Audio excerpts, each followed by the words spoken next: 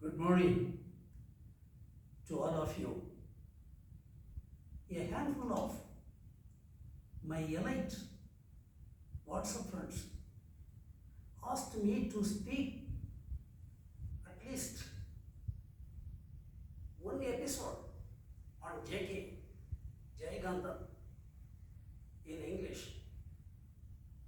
They friendly requested me, I accepted. So not only for the sake of my Indian friends, but also for the sake of a German national who accompanied me when I undertook my European tour with my family members. He is a lover of Indian literature. He is a lover of South Indian novels. So for the sake of that friend today, I speak few lines in English. Jayaganthan was a literary scholar of international stature. J.K. was an international citizen. His works were translated into English.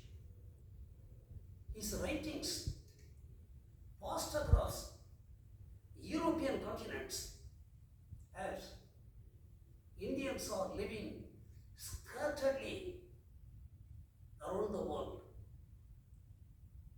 J.K. wrote several novels with different characters. His one character, Sarangan, left the Indian shores years back and started his life playing violin in Paris nightclubs. After spending his youthful days as a violinist in Paris nightclubs, at one point of time, he took a decision to come back to India. So he returned to India, where he was unable to cope up with Indian culture, civilization, and of course, Indian music. So he decided to go back to Paris. That is the center point of his novel, very simple. His interactions, wonderful interactions with his father, Seshaya, and his classic conversations with one character by name Lalita and her husband, Mahalingam, were very significant. And it differentiates Jayaganthan from those writers of his lifetime.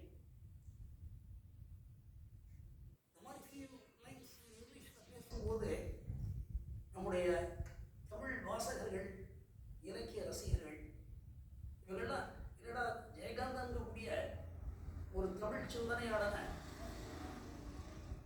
இங்கிலீஷில் பேசிட்டு இருக்காரு நினைச்சிடக்கூடாது அல்லவா?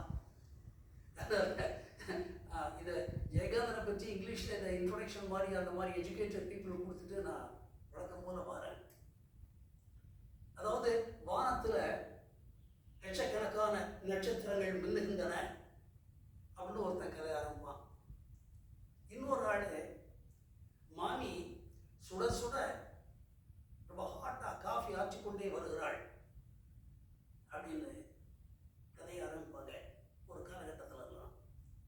அந்த காலகட்டத்தில் தான் ஜெயகாந்தனுடைய நாவல்கள் வித்தியாசமாக இருந்தது. அவருடைய எழுத்துக்கள் எல்லாம் வேறு வகையான பாதையை மேற்கொண்டார்.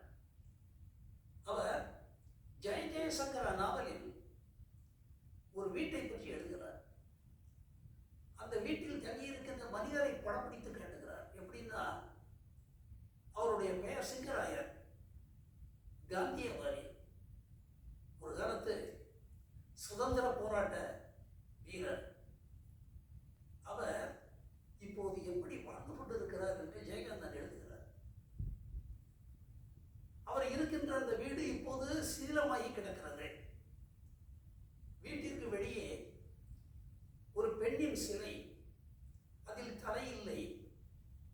அவள் கையில் ஒரு குடத்தை வைத்திருக்கிறாள். அதிலிருந்து கொஞ்சம் தண்ணீர் கொட்டுகிறது. அவருடைய வீட்டை சுற்றி நாயுருவி செடிகள் மண்டி கிடக்கின்றன.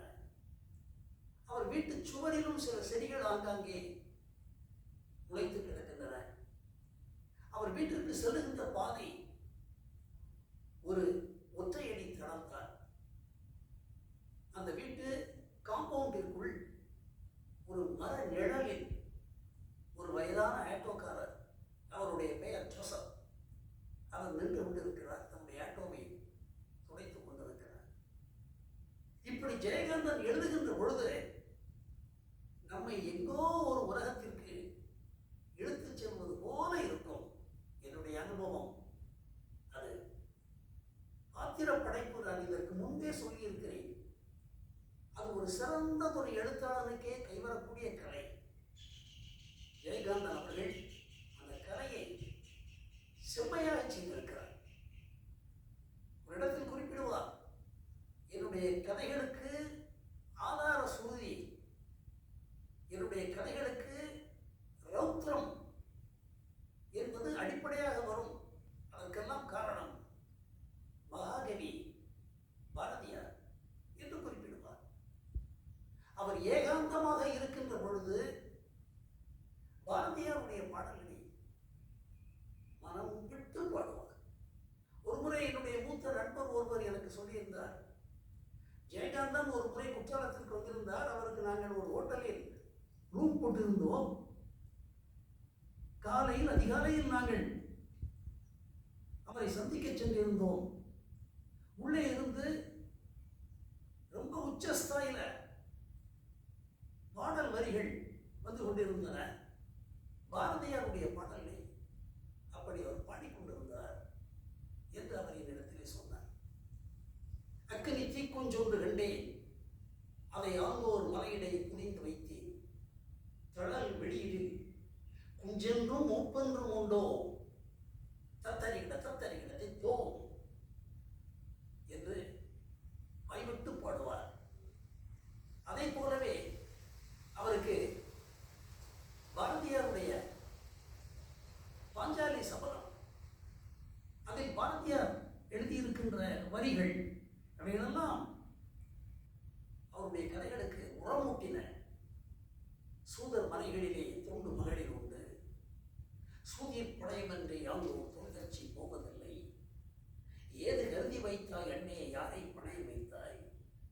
மாதர்குல விளக்கை திட்ட தூய்மன் உடற்பிறப்பை இரு பகடை என்றாய், ஐயோ இவருக்கு அடிமை என்றாய் என்று பீமசேனர் வெகுண்டெழுந்து பாடுவதையெல்லாம் அவர் அவ்வப்போது நினைவு கூர்ந்து ஏகாந்தமான காடுகளில் தனியாக அமர்ந்து கொண்டு வாய்விட்டு பாடுவார்.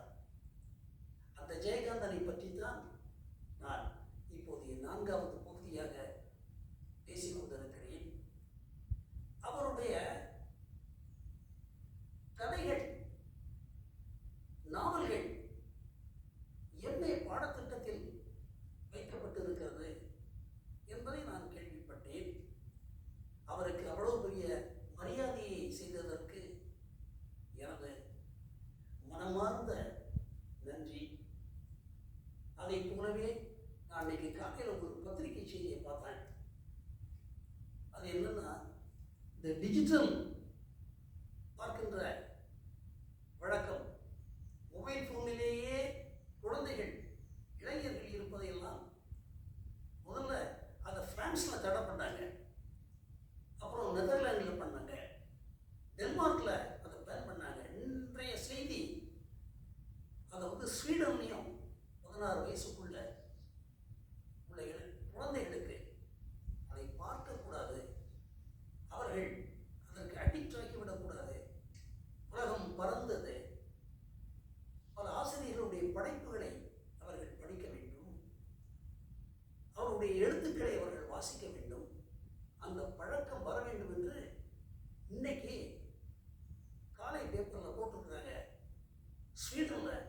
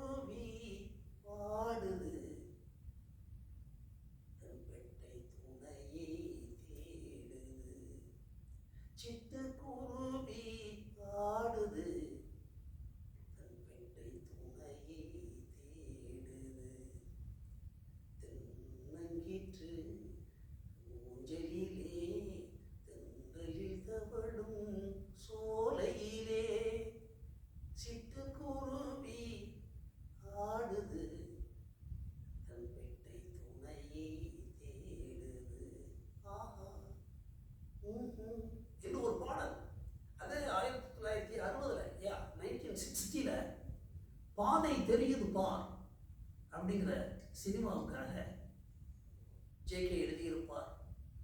இன்று வரை கிட்டத்தட்ட 65 ஆண்டுகள் தாண்டிய பிறகும் அந்த பாடல் அவ்வளவு இனிமையாக எப்போது கேட்டாலும் சுவையாக இருக்கும். அந்த பாடல் உள்ளவரை